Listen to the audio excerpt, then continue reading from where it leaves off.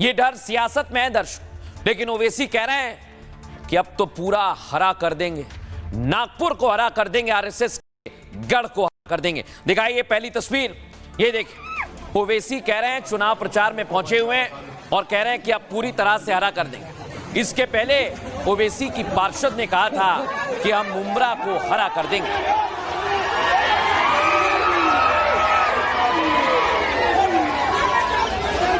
खाली फूलाने बरसाना और भी बरसाना है। अब दर्शकों मैं आपको दिखाता हूं नागपुर में असद उद्दीन ओवैसी ने क्या कहा है, कैसे हरा करने की बात कर रहे हैं, सुनवाइए जरा। नागपुर आरएसएस का हेडक्वार्टर है, वहां पर हमने अपने हरे परचम को लहरा दिया, बताया देखो अब बताएंगे तुमको। 6 कारपोरेटर नागपुर में जीत गए।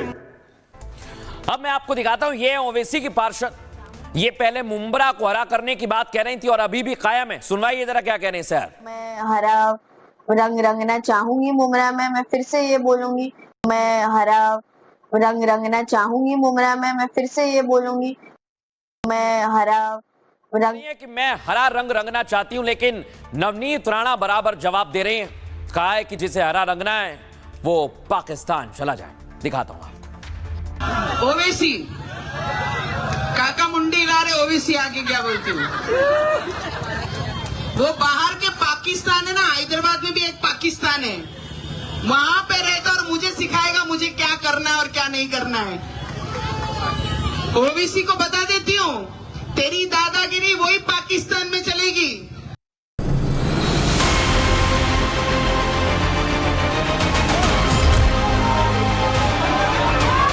देश में डेमोग्राफी बदलने की बड़ी साजिश चल रही है। ओवैसी हरा प्लान लेकर मुंबई से नागपुर पहुंच गए हैं। अल्पसंख्यकों की आड़ में देश की अस्मिता से खिलवाड़ करने का प्लान बना रहे हैं। बात बात में हिंदुओं के धर्म और संस्कार को चुनौती दी जा रही है। तुम अगर हमको मारते हो या तुम अगर ये समझ रहे हो कि हम मर जाएंगे तो हम कमजोर हो जाएंगे। याद रखो किसी शायर ने अच्छा कहा था, मौत को समझते हैं गाफिल इख्तिताम जिंदगी। मजहब के नाम पर मौलाना समाज को बांटने की कोशिश में जुट गए हैं। कभी गौ माता पर बनी फिल्म का विरोध करते हैं तो कभी क्राइम कंट्रोल पर सवाल उठाते हैं। इसलिए योगी कहते हैं बटोगे तो कटोगे, एक रहोगे तो नेक रहोगे।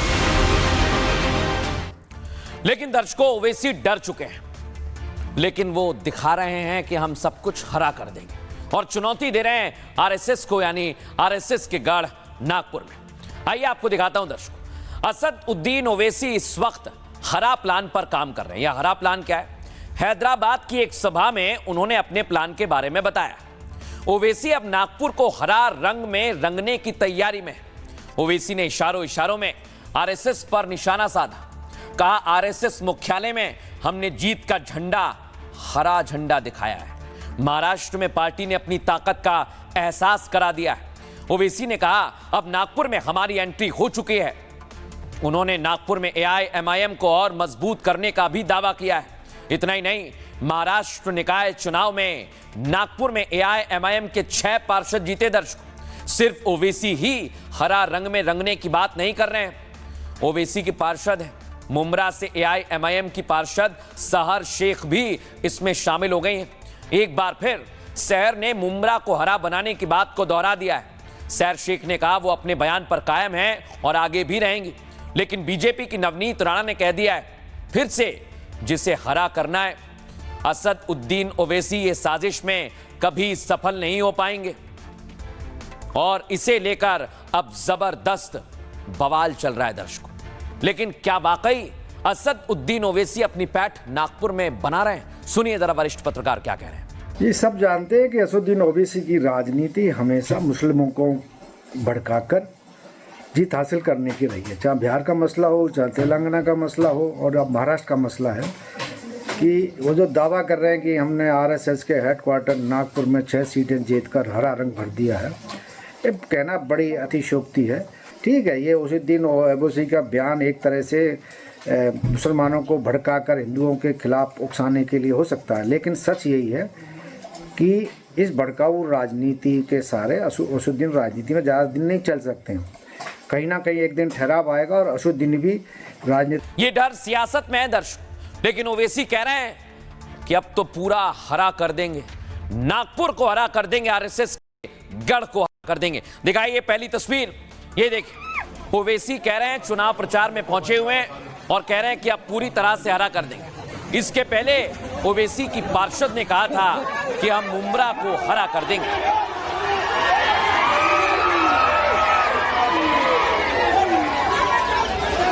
खाली फूला नहीं बरसाना, और भी बरसाना है। अब दर्शकों मैं आपको दिखाता हूं नागपुर में असद उद्दीन ओवैसी ने क्या कहा है, कैसे हरा करने की बात कर रहे हैं, सुनवाइए जरा। नागपुर आरएसएस का हेडक्वार्टर है, वहां पर हमने अपने हरे परचम को लहरा दिया, बताया देखो अब बताएंगे तुमको। 6 कारपोरेटर नागपुर में जीत गए। अब मैं आपको दिखाता हूं ये ओवैसी की पार्षद, ये पहले मुंब्रा को हरा करने की बात कह रही थी और अभी भी कायम है। सुनवाइए जरा क्या कह रहे हैं सर। मैं हरा रंग रंगना चाहूंगी मुमरा में, मैं फिर से ये बोलूंगी। मैं हरा रंग रंगना चाहूंगी मुमरा में, मैं फिर से ये बोलूंगी। मैं हरा रंग नहीं है कि मैं हरा रंग रंगना चाहती हूं, लेकिन नवनीत राणा बराबर जवाब दे रही हैं। कहा है कि जिसे हरा रंगना है वो पाकिस्तान चला जाए।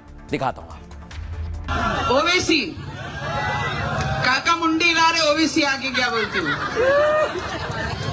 वो बाहर के पाकिस्तान है ना, हैदराबाद में भी एक पाकिस्तान है, वहां पे रहता और मुझे सिखाएगा मुझे क्या करना है और क्या नहीं करना है। ओवैसी को बता देती हूँ, तेरी दादागिरी वही पाकिस्तान में चलेगी।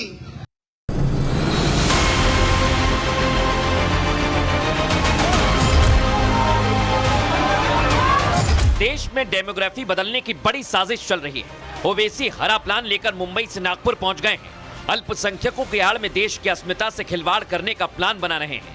बात बात में हिंदुओं के धर्म और संस्कार को चुनौती दी जा रही है। तुम अगर हमको मारते हो या तुम अगर ये समझ रहे हो कि हम मर जाएंगे तो हम कमजोर हो जाएंगे। याद रखो, किसी शायर ने अच्छा कहा था, मौत को समझते हैं गाफिल इख्तिताम जिंदगी। मजहब के नाम पर मौलाना समाज को बांटने की कोशिश में जुट गए हैं। कभी गौ-माता पर बनी फिल्म का विरोध करते हैं तो कभी क्राइम कंट्रोल पर सवाल उठाते हैं। इसलिए योगी कहते हैं, बटोगे तो कटोगे, एक रहोगे तो नेक रहोगे। लेकिन दर्शकों ओवैसी डर चुके हैं, लेकिन वो दिखा रहे हैं कि हम सब कुछ हरा कर देंगे और चुनौती दे रहे हैं आरएसएस को, यानी आरएसएस के गढ़ नागपुर में। आइए आपको दिखाता हूं दर्शकों। असद उद्दीन ओवैसी इस वक्त हरा प्लान पर काम कर रहे हैं। यह हरा प्लान क्या है?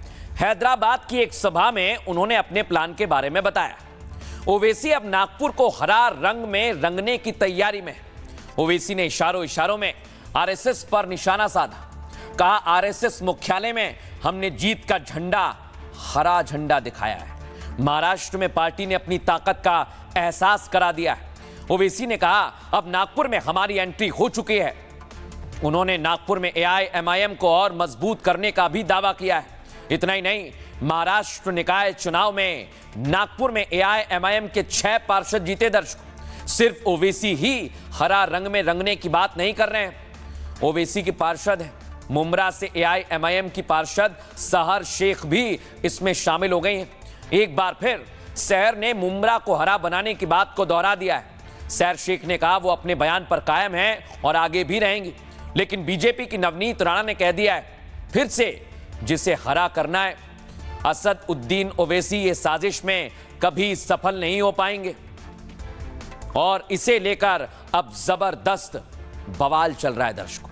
लेकिन क्या वाकई असद उद्दीन ओवैसी अपनी पैठ नागपुर में बना रहे हैं? सुनिए जरा वरिष्ठ पत्रकार क्या कह रहे हैं। ये सब जानते हैं कि असदुद्दीन ओवैसी की राजनीति हमेशा मुस्लिमों को भड़काकर जीत हासिल करने की रही है। चाहे बिहार का मसला हो, चाहे तेलंगाना का मसला हो, और अब महाराष्ट्र का मसला है कि वो जो दावा कर रहे हैं कि हमने आरएसएस के हेडक्वार्टर नागपुर में 6 सीटें जीतकर हरा रंग भर दिया है, ये कहना बड़ी अतिशयोक्ति है।